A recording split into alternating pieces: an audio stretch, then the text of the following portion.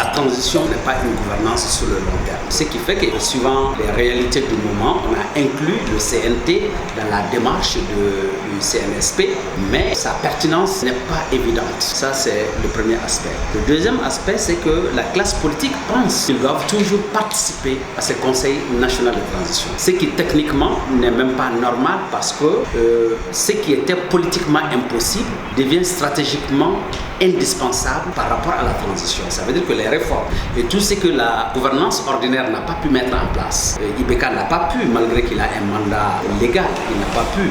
Ses prédécesseurs, ATT a été buté à la réforme constitutionnelle, Alpha Omar Konaré. Donc on sait que tous nos présidents, plus ou moins, ont eu des difficultés à changer la constitution. Donc c'est normal que ce qui n'était pas politiquement possible avec les hommes politiques doit l'être stratégiquement par la transition. Donc en réalité, les politiques, ils doivent accepter de se mettre à côté, d'aller se préparer et revenir après les 18 mois pour briguer la magistrature et les différents postes électifs. 22 membres sur 121 personnes, il s'agit d'aller à quoi? Si on considère que c'est la majorité qui décide, 22 personnes, ce n'est pas la majorité. Donc, je vois que les hommes politiques, ils s'acharnent sur cet aspect, et beaucoup en parlent.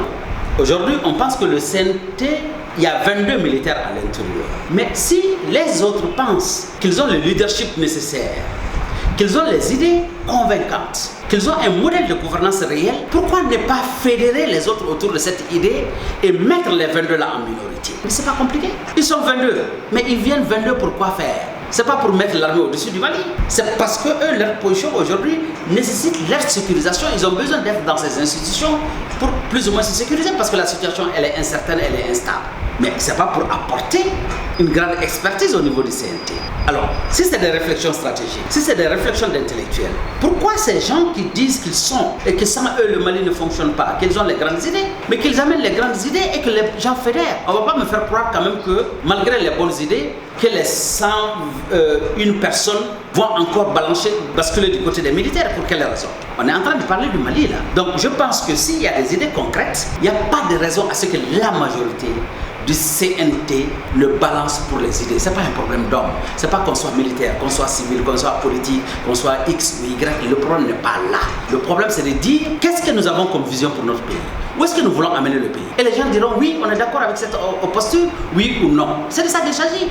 Mais pourquoi on veut nous amener dans des guerres de tranchées, mettre les militaires et les civils dos à dos? Mais ça n'a aucune importance. S'ils ont des idées à proposer, mais ils les proposent. Ça se discute au CNT. Ils peuvent être mis en minorité ou en majorité. Mais c'est les politiques qui doivent travailler sur le leadership pour avoir la majorité de leur côté. Mais pourquoi ils sont effrayés parce qu'il y a 22 personnes? C'est parce qu'en réalité, ils n'ont pas d'idée.